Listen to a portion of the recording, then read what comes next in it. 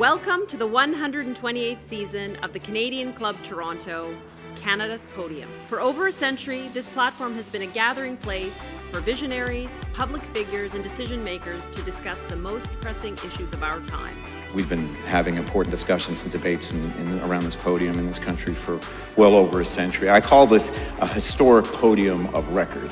Our club's always been a forum for visionaries, public figures, and decision makers to command attention to the issues of our time. The Canadian Club is one of the most important podiums anywhere in the world that a Canadian can speak to, tell Canadians what it is that they think, develop those thoughts. And so I want to thank you for that very, very much. Please join me in thanking our esteemed panelists today. Through our programs and events, including our youth and young leaders programs, our diversity partnerships, our joint events, and our media and social media opportunities, we offer you access to dynamic political, social, and business figures from abroad and right here at home. The platform from which the eloquence of Canada has flowed all of that time, whether it be business, education, politics, sports, arts, and culture. If someone wants to say something to Canadians about this country and about the future of this country, this is the venue you choose. I hope you all enjoyed your lunch. I'd also like to welcome our online audience who are now joining us. The Canadian Club's podium has been a destination for business and political leaders to share their ideas, their policies, and their plans with our members and guests. We've had a great lineup of events this season so far, with many more to come. Minister Champagne is our first speaker of 2025, so we welcome him to our podium today. But some of our upcoming events you should be aware of. A week today, on January 21st, David Coletto of Abacus Research will release new data on the state of misinformation in Canada, and an expert panel, including Dr. Theresa Tam, will tackle the impact on our healthcare systems. We'll also welcome former Governor of the Bank of Canada, Stephen Poloz, on February 5th for a conversation on Canada's economy. I'm glad the minister got the joke, that's good. And finally, on February 11th, you can join us for breakfast as we kick off Globe Exchange with Jane Ambushteer from BNP Paribas. You can visit our website, canadianclub.org, for more information on our upcoming events or to join the club. Our club has been Canada's podium because we encourage engagement and inquiry from our members and our audience, and we want to hear from you today. Please use the question cards on your table, and we will collect them throughout the fireside chat. And I assure you, Amanda has promised to press the minister on your toughest questions during the Q&A. So, without any further ado, I think we'll get to the speaker. I'll invite Chris Vollmershausen, SVP and General Counsel, Agnico Eagle Mines, to introduce today's speakers. Chris.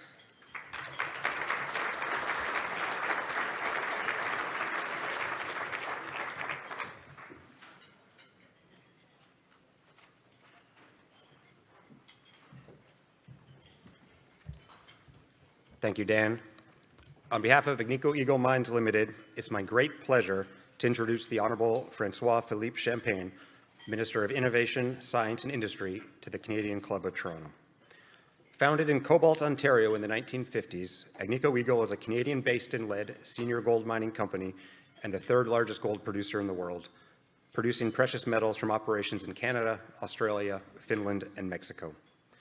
The natural resources sector is the backbone of the Canadian economy, representing 15% of Canada's GDP. Importantly, Canada's Arctic has vast mineral potential, including critical minerals, something increasingly valued by our allies. Agnico Eagle is deeply committed to Canada's north. Since 2008, we've invested close to $10 billion in Nunavut, and our two active mines account for 22% of the territory's GDP, not just mining, the entire economy. As just one example of our commitment to the north, in 2020, the federal government blocked the sale of the Hope Bay mine to a Chinese firm, given the mine's strategic location on Nunavut's northern coast. Agnico Eagle quickly stepped up and bought that mine. By working in partnership with local Inuit communities and the federal government to develop targeted training programs, leverage clean energy, and build shared use infrastructure, there's an opportunity to create significant shared value at Hope Bay. The redevelopment of the Hope Bay mine is an opportunity to further several of Canada's policy priorities, including Arctic sovereignty, Indigenous economic reconciliation, critical mineral development, employment, and the ability to create lasting and sustainable economic growth for Canadians across the country. At a time when Canadian policymakers are focused on developments south of the border, the Arctic region presents a tremendous opportunity for Canada to enhance economic security and demonstrate to our allies and the world that Canada matters. And Minister Champagne understands this well. First elected in 2015 as the Member of Parliament for St. Maurice Champlain, Minister Champagne previously served as Minister of Foreign Affairs, Minister of Infrastructure and Communities, and Minister of International Trade. A businessman, lawyer, and international trade specialist with major international companies in Europe in the fields of energy, engineering, and innovation, Minister Champagne brings a wealth of experience to government. But not just a businessman or public servant, Minister Champagne is simply a good guy. In preparing for today, I was reminded of a time when Minister Champagne visited our La Ronde mine in northern Quebec to make a research funding announcement. Not only did he take the time to make the 20-hour round-trip drive to the mine, he made sure to call our team afterwards and personally thank them for hosting him and his team. Minister, on behalf of Agnico Eagle, I want to thank you for your commitment to public service. We look forward to your remarks and the conversation with Amanda Lang, award-winning business journalist and host of Bell Media's Taking Stock. Minister Champagne, Amanda Lang, the Canadian Club podium is now yours.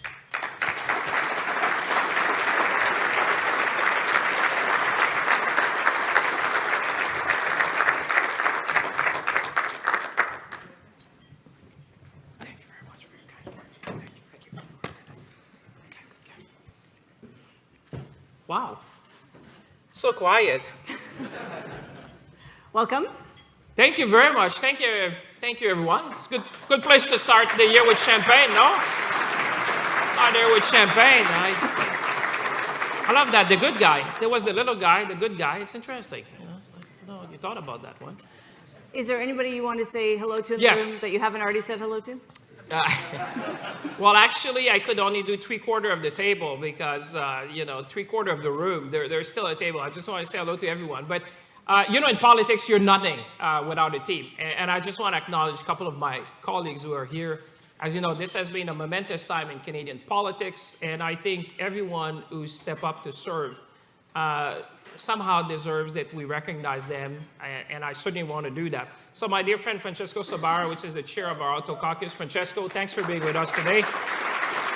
Ali Alassi is with us, which is one of the most accomplished trade lawyers that you can imagine in the country. Pam Damorf, that if we have isotope in this country and we continue, thank you, Pam.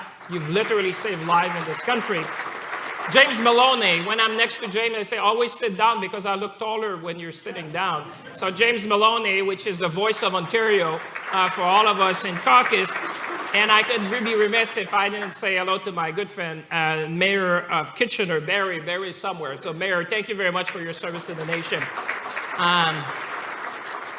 Amanda, it's great to be with you, and we have more than 5 minutes, I'm told. Usually when I'm on your show, we have to do it quickly, but I'm told now we have an hour, or? Yeah, 3 hours, if you like. 3 hours, okay. We have about 35 minutes and nothing going on, so nothing to talk about whatsoever. I do want to start with, you talk about momentous events. It is a time of uncertainty and risk, and I want to start with your government's, your leader's decision to prorogue, and your thoughts about Parliament not sitting at a time when we do have, as of January 20th, some very real policy issues to respond to. Well, I mean, it is well known what we have gone through in the last few months. I mean, people would have seen that Parliament has been basically not functioning properly, I would say, serving Canadians. There was this motion in the House. Not much has been happening. And I think we needed some form of a reset. At some stage, you have to say when things are not working, it's like in business, you just can't go on. You have to have a change. You need to have a reset. And I think that's what prorogation was about. And also, I would say, let's remember, there's always a government in place. And our first duty to the country and to Canadians and to businesses and to workers, like I said, if we had, if I reflect, and trust me, it's like managing a call center for me over the holidays. There's been a lot of calls. I would say if when we what we went through as a nation could look like a storm, what is coming up may look like a hurricane. And therefore, all eyes and all hands are on deck to make sure that we either prevent, although it looks less likely, or we prepare for what the Trump administration may impose in terms of tariffs on Canada and duty first. So for me, you're right. I think we had that, and as a team, we had to go through that. There's a leadership race, I'm told. I may have something to say about that. But at the same time that we have that, I think this is a moment for leadership. This is a moment for us coming together as Team Canada. We are never as strong as when we speak with one voice. And certainly at a time like that, I was there in, I would say, President Trump version 1. And the relative strength in my dealings, I always go back to the art of the deal. I think that this is something we should keep in mind, that we as a nation need to look strong. We need to look confident. We need to look ambitious, and we need to be strong. And I think that's the type of attitude that I'm taking, and we need to bring to Washington. I'll be there for the inauguration as well as others. But I think, and even Premier Ford and others in the country have really embodied that response, which is, we need to stand up, speak up, and elbows up, because the Pax Americana that we have enjoyed for the last few decades, I think, is transforming. The last 10 years have been quite a change. So therefore, elbows up and chin up, and let's make sure that we do the best for Canada. In the last round, Trump 1.0, we responded to tariffs when they came. There's a great talk now about preemptive, about lists of sectors, about items that we might. What's your thinking as a minister in the conversations, but also as a trade expert about the best way to handle this? You need a robust response. I think that's what anyone who imposed tariff would respond to, and certainly I would think the Trump administration. We've been there before, so in a sense we have the experience, we have the expertise to do that. You don't want to escalate, but you want a response, and you want to have. I always like to say, can we turn the threat into opportunities? Because for me, when I look at the world today, I think that stability, predictability, and the rule of law is in high demand and short supply. We live in an era of a lot of turbulence. And when we went to Washington, and as co-chair of this Canada-US team, I've always brought three things. We had a very simple message, because that's how you need to approach these things. The first one was around security, and security of the border. So this is nothing new. We knew that this would be something coming up, and it's in Canada's best interest to protect our border, and therefore we had already acted on that. Then is security with respect to the Arctic and the North, and I think that is something that we need to double down, in my view, if you ask me, because that's a place where Canada, as part of NATO as well, can play a big role. The second one was supply chain resiliency, and making sure that people understand south of the border the integrated nature of our supply chain. We tend to know it, but I keep saying there's very few people who wake up in the world in the morning thinking about Canada. And so you have to remind that to our friends all the time, that there is no two nations in the world who have more integrated supply chain than Canada and the US. And I like always to joke when I go in Washington, I say, I hope you're happy to see me, because I'm your biggest customer, by the way. I buy more, we buy as Canadian and Canadian business, more from the United States than China, Japan, the UK, and France combined. So when people are going there, we should chin up, elbows up. I mean, we have a lot to offer and a lot to talk about. Sometimes I'm tired to just be seen as the nice guy from the North. I want to be seen as the strategic partner of choice. Canada has been blessed by geography. We have the critical minerals that are going to be needed, and there's a lot of mining company here to fuel the economy of the 21st century. If you agree that semiconductor is the DNA of progress, you will need critical minerals. And I would say even critical minerals are going to be akin to oil, I think, in the 21st century. They're going to be very, very precious in the way how you develop and what they're needed for, whether it's the decarbonization or even whether it's about semiconductor. And by the way, I'll just put a parenthesis and I'll stop there. Folks may not know, but 80% of all the semiconductor manufactured in the United States are packaged and tested in Canada.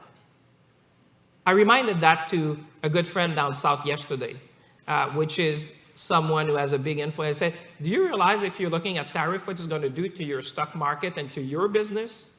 If you want to put that, by the way, we package 80% of it. Now, you could say, well, we could do it. I'd say you could. That's going to take you at least a decade and probably tens of billions. So this interdependency for me, let's turn that around and say, how can we do more together and talk about Fortress North America, the Buy North America we had in version 1. I think it's a great opportunity. So we just need to bring that, and I appreciate that, in my view, we need to change a bit the channel and make sure that with President Trump, although he's mindful of that, but we need to double down on our message. I would like you now to pretend that we only have 5 minutes. Yeah. Because I get the message. You're raising a lot, and I want to get through a lot. We can't seem to get critical minerals underway in this country, so we may have them, but they're not coming to market. Could we do better? Why aren't we doing better? Well, listen, we need to go faster. We need to go bigger. It's all about speed and scale. And people are in the room. I think, if there was a time as a nation that we need to double down and say, when I started 10 years ago, the world is very different, just 10 years. But if there was a point about trade diversification and diversification of market, I would say today is the time to do that. Let's launch I'm always reminded by CDAO. CDAO relaunched the industrial landscape in this country. I think that we should really double down on the key assets that make Canada special. We have the talent. We have the ecosystem. We're the third largest manufacturer of aircraft in the world. We make cars.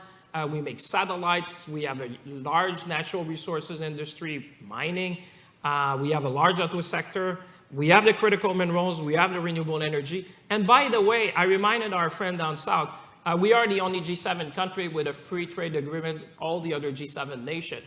So if you say no to Canada, you're basically saying yes to other countries, which I think would be much less reliable. And I think resiliency in supply chain is really what people are looking for.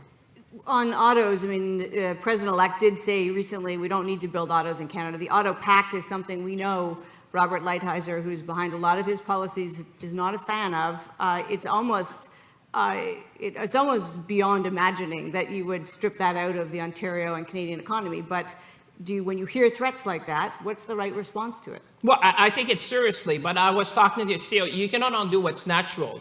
There's the rhetoric and there's the reality on the ground. These supply chains have been built for a reason. They've been built over decades. Parts would move 6 to 7 times across the border. And if you were to change that or suggest that, that would take probably decades and tens of billions. I doubt that any manufacturer would certainly see that because, as you know, an administration is 4 years. You're talking about massive supply chains that have been established for a reason, is to provide more competitive prices to consumers. There's a reason why you have this kind of supply chain. And so on one end, you need to be mindful. On the other end, I would say, listen, why don't we turn that around and look at, it's like when I started and the auto sector was under threat, I said that must be an opportunity. And that's where we landed Volkswagen, we landed Honda, we landed Stellantis. Why don't we turn that around and say, as part of the, there's going to be an NAFTA review, we have an auto pact. Why don't we look, for example, at a defense and energy pact with the United States and say, you know what, we're going to have to invest tens of billions in our collective defense in the next few years. Why don't we build these factories? We need to rebuild our industrial capacity. I'd rather invest that money in Canada and create jobs if we can build a defense industry at scale in the country. And on the energy side, listen, if you're saying no to Canada, you're basically saying yes to other nations because 60% of the oil that they import is from Canada. And I think U.S. consumers would be very scared at the pump if the price of gas were to go up. So for me, it's really I appreciate there's positioning and negotiation. We need to understand that. But at the same time, we have a lot on our side to offer.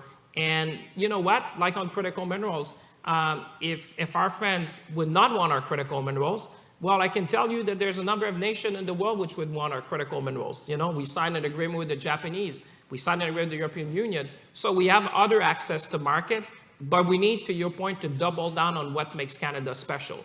What are going to be the things that the world is going to need, whether it's our allies in South Korea or Japan or South, or allies in NATO and double down on these type of things. Because for me, Canada is the land of opportunity in the 21st century. When you have that, when you have the talent, the critical minerals, the ecosystem established, the energy, and you have access to market, you're in a great place in the world, which is pretty challenging these days.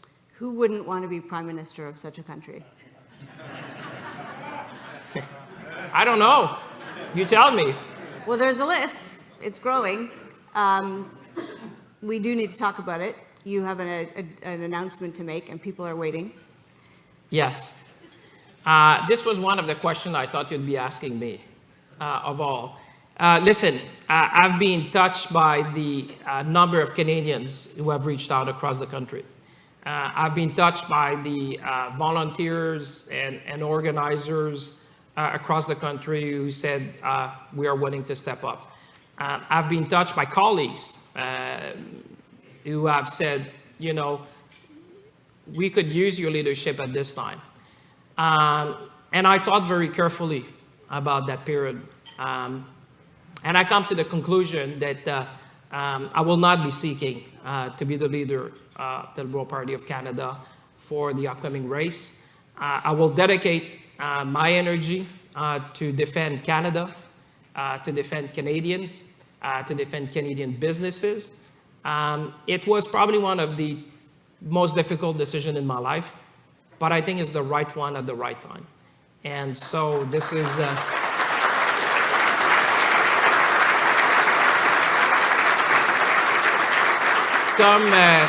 Comme je le disais, parce qu'il y a des amis francophones aussi dans la salle, j'ai vraiment été touché par le nombre de Canadiens et Canadiennes qui m'ont écrit à travers le pays. Des gens que je connaissais moins, des gens que je connaissais plus.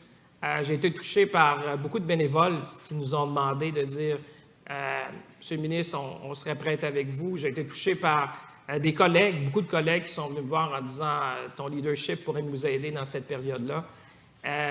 Mais j'en suis venu à la décision difficile que je ne solliciterai pas la chefferie du Parti libéral du Canada pour cette course, que je dédierai toute mon énergie pour défendre le Canada, pour défendre nos travailleurs, pour défendre notre industrie. C'est une décision difficile, mais c'est la bonne décision au bon moment. And so, and I appreciate your support, and trust me, I always want to fight for Canada. And there's many ways to fight for Canada. You're fighting for Canada. Workers are fighting for Canada. Businesses are fighting for Canada. Families are fighting for Canada. I'm going to fight for Canada. There's many ways to do that, but I would say, the one thing I would say, let's keep fighting together, because this is a moment, it's a momentous time for Canada. I've never been more hopeful about this country, and I always say, let's seize the moment, let's be ambitious. If there's one thing, as this might be one of my speaking engagement to talk about, I would say, if I have a dream that I hope would be shared by all Canadians of all walks of life, an ambitious Canada. Let's be ambitious. Let's seize the moment. Let's be confident. Let's really embrace the 21st century as our century. And I think if we all collectively have that kind of energy and attitude, we're going to do well.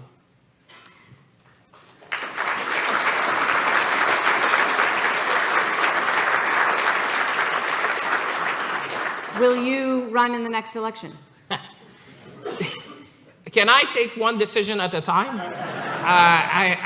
Because this is already a big day for me, Amanda. You don't take lightly the opportunity to lead a country like Canada. Canada is the envy in the world. Canada is a beacon of prosperity. Canada is the land of prosperity. Canada is really a place where the future we can build, and we have a country to cherish. And one of the things I've seen over the last few years and months, that's why I started very strong and say, let's be proud. Let's really bring that, we have that as Canadians, part of our DNA. People who came in this country was not easy. A lot of people came here with their families from different backgrounds. They build their family, they build a story, they build success. And so I would say, for me now, today is already a big day. Not only because you and I are on stage with a few friends, but also because this is a big day and it was a very tough decision. But one thing I can say to you and all Canadians who are watching, I'll be fighting every single day for Canada. in whatever capacity, because that's the country I love, this is the country we love, and this for me is the country of the 21st century. It is, if the polls are to be believed today, unlikely that whomever does win the leadership of the Liberal Party will lead beyond the next election. And that Pierre Poilievre will form a government of some kind, majority, minority, we don't know. Those are just what the polls tell us today. Yeah. The best poll is in the street normally. But And in an election campaign, much can change. Yes. But let's assume that that happens. What of your government's record and policies do you least want to see changed? What are you worried about being reversed on? I think that what we've achieved, and this is a group of business people, we've been there for Canadians at a time of need, and I think we should always be, this is also a way to distinguish Canada from any other country. We stand with each other in times of need. I think that we have been able to seize generational opportunities. I think we have reshaped the industrial landscape of this country from the auto sector, from the aerospace sector, and I would wish that we don't reverse that, because I think that we have prepared Canada best for the 21st century. And I would also hope that whomever would have office brings Canada on the international stage as a voice. You know, I see the world in 5 Ds, you know, and you say 5 macro trends that I say which are defining. I call that the 5 defining Ds. The first one is around decarbonization. And one thing can be certain, whether we like it or not, and if there are people who are still doubtful, is that climate change is going to be there. Whichever administration, whichever government is going to be there, climate change is the challenge of our generation and probably of the century. And in terms of decarbonization, Canada is lucky. We are ahead of the curve. We have decarbonized our steel and our aluminum, our auto sector. We're looking at aerospace. So we are ahead of the curve on decarbonization. The next D is digitization. The world is becoming digital. With AI and quantum, I think, you know, I always say human brains is not well wired to think exponentially. You know, we think linearly. You know, if you ask people what's going to be in 5, 10 years, it's easy. When you go beyond that in 30 years from now, it's very difficult. You know, I come from an age where, you know, we had a black and white TV at home. And today you tell that to your kids and say, no, I was not there with the Flintstone. This, you know, but this is, time is accelerating, although physicists would probably disagree with me. The next D for me is about demography. And we know that demography is destiny, so can we still attract talent? The fourth D would be around disruptions. We're going to live in a world of disruptions. Elbows up, whether we like it or not. Like I said, maybe after the fall of the Berlin Wall, we were all sailing in a place where we had this kind of peace dividend, prosperity, stability. Now we have war in Europe. We have tension in the Taiwan Strait. We have conflict in the Middle East. And the last one is democracy. We need to fight for democracy. I'm really concerned. I lived 20 years in Europe, and I see the state of democracies around the world. And I think that we should not take democracy for granted. And I think in that sense, Canada can be a beacon of hope for the world. We have built the best country, but let's not assume anything. Let's double down on our institution and what we are as Canadians. One of those Ds, the demography problem, is one that, of course, immigration is designed to help solve. Immigration has been seen as a policy misstep on the part of this government because it went so far and then virtually reversed itself. Was that a mistake? I'm curious because there was obviously an idea behind this mass immigration, and many intelligent people who knew it would tax housing and education and healthcare, and we did it anyway. Is the reversal the mistake? I think the mistake would have been doing nothing when you see a challenge. I mean, many people here are in business. If you see your market changing or your customers changing, you need to change. I think being stubborn in continuing a policy that you see does not as challenges and continuing, I don't think that is serving Canadians. You know, one thing that I've learned in politics over the last 10 years is kindness and humility. Every job looks easy when you're not the one doing it. I can assure you that I would think it would have been a mistake not to take stock of where we were and what we needed to do to correct course. And I think, you know what we need in politics these days is authenticity. People wanted you to be authentic. When you see things, I think gone are the days, people have access to information, people are well informed. Gone are the days where you stand up as a leader or political, leader in any shape or form and pretend that you would have all the answers. I think the humility sometimes to say we need to change course, and I want to applaud my colleagues for that, because one of the great things in our democracy that I've learned over time, this is not a presidential system. You're only government, you're only minister, you're only prime minister if you have colleagues which are elected in their own writing, and they bring their voice of their people to you. And if you listen to them, usually, always, I would say, you take the right policy. Because, the thing is that you should have as least of a distance to the people than you can. And I would say colleagues in that have been a great source of inspiration, because our system is made like that. You need to listen to folks, and I would say they've done a great service. When things were not right, the first one to know is people in the community, and therefore you should listen. What do you hear from the business community about the industrial policy of the government? I mean, we're in a new era to talk about how things have changed in 10 years. Industrial policy is in, whether it's the Inflation Reduction Act in the US or the big investments your government made in individual companies that would run counter to the thinking of trade experts over time. Well, you need to fight. Hey, listen, I am proud of having fought every single day to bring investment in this country. We are in competition with the world. And I believe, yes, you need to intervene, and yes, you need to be there. I'll give you, I'm writing a book, so I'll give you a free chapter. Hopefully you're still going to buy the book. But I'll give you an example. True. And I kept all the text messages, so you'll see them in the book. So Volkswagen. I'll tell you in 30 seconds if you want the short version. How did that happen? So Volkswagen, I read in the FT at some stage, and my staff would smile. They've heard the story 20 times or 300 times. And I heard that they were looking to make a factory in North America for electric vehicle, about the Jeep. I can't remember which kind of Jeep they were talking about. So I asked friends, and I said, okay, can someone find out the CEO's number? What are you doing? Well, I said, the Europeans never invested in Canada. Why would they ever? Well, I said, you know what? If you're in business and you only talk to your current customer, you're never going to get new ones. So let me pick up the phone. So anyway, I found a friend in Europe, because we could not find the 1-800 Volkswagen. So I called the guy in the US, and I said, hi, I'm Minister Champagne. He said, okay. I said, I know you sell cars in my country, but I don't see you much.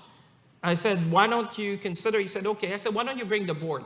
Let's do a deal. When you bring the board, bring them to Canada. It's a great place. And we hang up, and I give him my cell phone. 3 months later, I get a text, and Minister, we're coming. And true to God, we're walking, so the board's coming, we're walking on I think it was Dundas or Young. And I look at the team, I said, this is your Teichmann there. The team said, who's this guy? Well, I said, he's the chief procurement officer of Volkswagen. You bring me these books, you put their picture, I recognize people. So 12 brands, the whole group. I walked at this guy, he said, you must be your Teichmann. The guy looks at me, he's like, yes, I am. I said, hey, listen, I just want to say, welcome to Canada, I'm the minister. That guy's freaking out. That became the story of the board that day. They say they love us so much in Canada that they recognize you in the street, so you come invest. And from there, we saw each other at Davos, and I saw his boss. Then 2 years after, we got the Volkswagen investment, which is the largest mega factory outside of Germany. This is how things happen. And it's countless of stories. Obviously, you need to have the basis. You need the workers, you need the industry and all that, but you need to fight. You need to be hungry. You need to go there.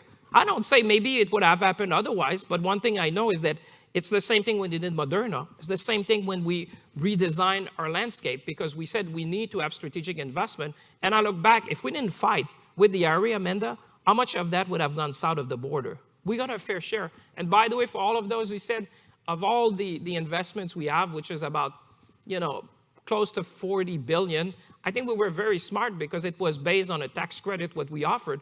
We probably disbursed a few $100 million so far to land about $40 billion of investment. If I was in the bank, people would say that's a pretty good return. Some of it won't come to pass because the battery technology isn't where the companies need it to be. The EV market is not where people thought. And the winds of change are shifting on climate change as well, let's face it. It's still a worthwhile investment? I'm always smiling, and I say, I agree. I mean, listen, we've been doing the same thing for 100 years. So obviously, when you change technology after 100 years, you have to adapt to consumer demand, the supply chain. It depends when you look at the time. Do you look at the next week, next month, next decade, or next 100 years? There's 2 data points that I'm always reminded. The largest single investment in Honda's history, not in Canada, in the world, the largest investment they've made in 75 years was in Canada, $15 billion, which happens to be the largest investment in Canada's history by one company. And if I think about the EV revolution, the 7th largest market cap in the world happens to be Tesla. 1.3 trillion last time I checked. So I said, you don't need to take it from me, but if the company who's selling only electric vehicle has the 7th largest market cap in the world, there must be someone who believes that this is a company with some future. I'm not an analyst, but I look at that and I say there must be something. They sell only electric cars. So I think that the mistake would have been not to prepare the auto industry for the future, not to bring these investments in Canada. And I think 10 years from now, if you still invite me on your show, I think we'll look back and say, you know what, this was a good shot for Canada. And I think that we live in a world of industrial policy where governments are active because you need to put your foot forward. Like I said, not everyone in the world wakes up in the morning thinking about Canada. You need to bring your story down. I was saying that to the governor of Illinois. Imagine Illinois for that. I hosted the governor, and he liked it because I said, Governor, if you were a country, you would be part of the G20. He gave me the biggest hug. I said, yeah, your economy is $1 trillion. You'd be part of the G20. And I was thinking about that. Who in the world would not love to be next to a $1 trillion economy that you could drive by car? I was with a CEO and he said, you know, proximity is everything, Minister. He said, you know, if I have a problem, you know, you see these global supply chains which are becoming more regional. And you say, you know what I like about Canada? If something goes wrong, I can truck stuff across the border. And if they go really wrong, I'll go with my pickup truck, pick it up itself. And I think, let's remember that we have a unique opportunity. And I know we live now in a challenging period as to how our trading relationship will be. But we have been blessed by geography in terms of where we are, our market access, our neighbor. And that's what we need to double down on and show to our American friends and bring our message that, you know what, in a world which is fraught with uncertainty and turbulence, we can really lead the world when it comes to AI. We can lead the world. And by the way, when you talk about AI, you talk about energy. Mm-hmm. And you don't need to take it from me. Read Gary Cohn. Gary Cohn used to be the advisor to President Trump, former CEO of Goldman Sachs, vice chairman of IBM. If you read, and I was with him at an event, you say, if you look in the US power generation and consumption before the digital economy, they're pretty much straight lines. You know, if you add AI and quantum, you have a dislocation. He would be, and many would be, Canada is the answer. If you want me, when I would go in Washington, would be, Mr. President, let's talk about energy. Mm-hmm. We could be energy superpower. Now and there's people from Bruce, but just think about that and I'll leave you with that. But if you think about that today, because of the investment of Brookfield in Cameco, and because we have Candu, Canada is probably indirectly owning 50% of the nuclear installed base in the world. Think about that, what we can do in the world. Imagine if we went to our American friends and say, let's bring nuclear energy around the world. And we could be like this superpower in countries like Argentina and Australia. We can build these things, we can maintain them, we have the equipment, we have the fuel. We could be selling energy as a service. Just think about that if we were to team up together and say, let's go around the world and make sure that we're going to help all these people around the world who will need energy. That's the sales pitch. But in the meantime, do we use energy, oil, and electricity as a bargaining chip in a trade war? I would turn that around in a sense. Let's try to do more together. That's why I'm thinking about an energy pact. For me, I'm more about that. I think that you always have to be mindful how you, like I said, and you know, I come from Shawinigan. You may have seen the letter from my neighbor, the little guy, and what he was saying. He always told me, you know, it's always interesting. He said, "There's very little that the U.S. buys from Canada that they don't need." He said, "Always remember that." And it's true. You know, my point is that if you say no to Canada, who are you going to say yes to? You know, we're your closest ally partner and friend. And by the way, we have other markets because energy is economic security, and economic security in this world is national security. So we need to organize ourselves as a nation to make sure that we have access to more market, that we can export our oil, that we can export our gas, that we can have market for our critical mineral. We need to double down to make Canada the indispensable partner of choice in the 21st century. I just don't want to be the nice guy, although you were nice to say that in your introduction. I want to be the strategic guy that you call because you need. And I think together we're going to be stronger. In a world like that, I think, and by the way, it's the same thing with respect to China. Let's put that on the table. We have been more aligned with the United States than about any country to understand that we need to make sure that we protect our critical supply chain. And I think we need to get credit for that, to say, we get it. We're going to protect our supply chain. We're going to be with you. And in this world, you have no better ally than Canada.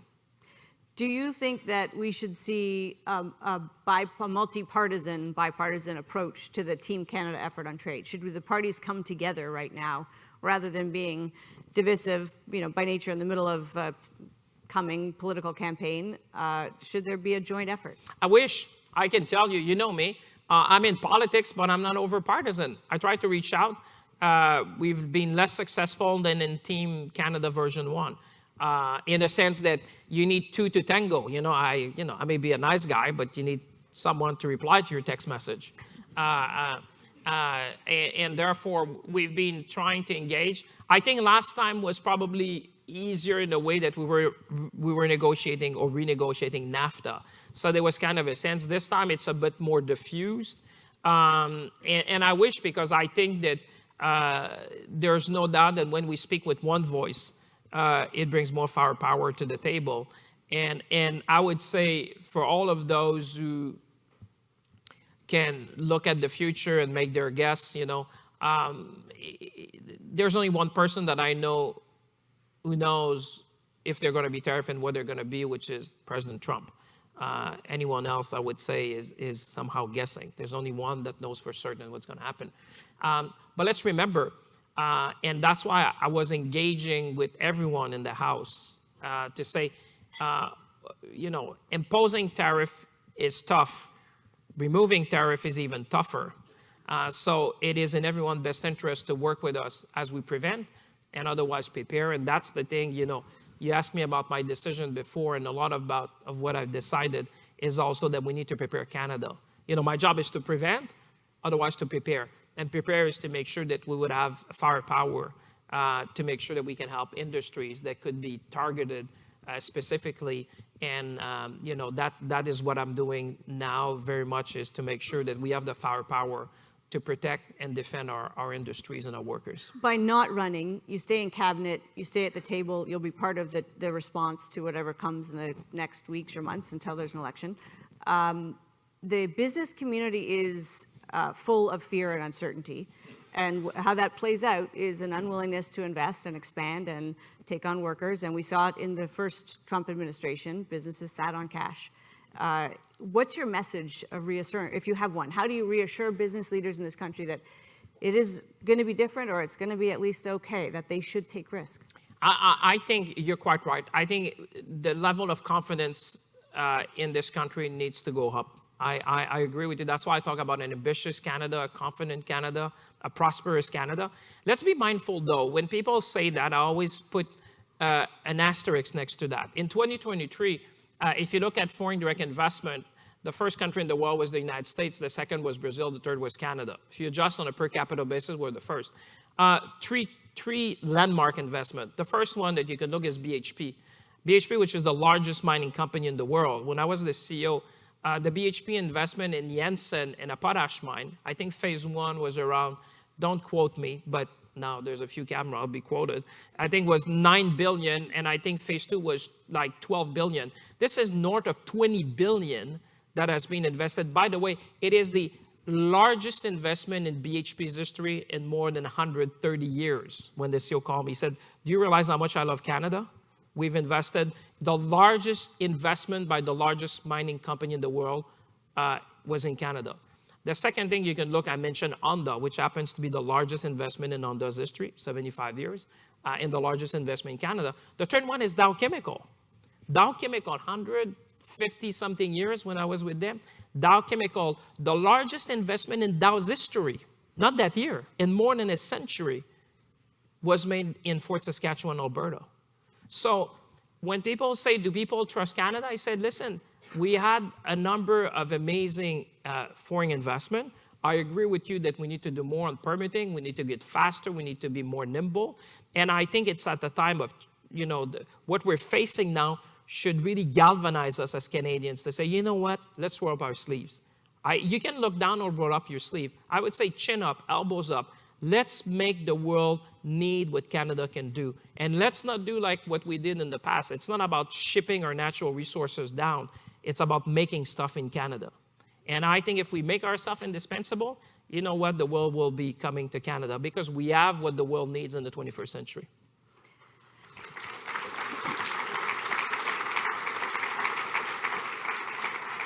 That's unfortunately all we have time for, Minister, but I do want to thank you for your time here today, and please join me in thanking Minister Champagne. Thank you, everyone. Let's seize the moment. Let's be ambitious. Thank you. Thank you, everyone. Thank you. Minister, thank you. Thank you, everyone, for being here today. And a final few words of thanks. I just want to thank all of the staff that helped bring the event together today, particularly the staff here at the Hilton Hotel. Maybe a round of applause for them. I'd like to thank Amanda for moderating today's conversation. Having seen you today and last week at the Economic Outlook event, every time you're here, you add a lot to our democracy and to our public conversation, so thank you very much. I'd also like to offer a final thanks to Chris and Jean from and the entire team at Agnico Eagle for sponsoring today's event and making it happen. Thank you very much. And finally, on behalf of the Canadian Club, a final word of thanks to the Minister. I think a lot of people in this room would feel as though the Liberal leadership race would have benefited from your participation, but I think we can all agree that your leadership at this critical time is what's most important. So thank you very much.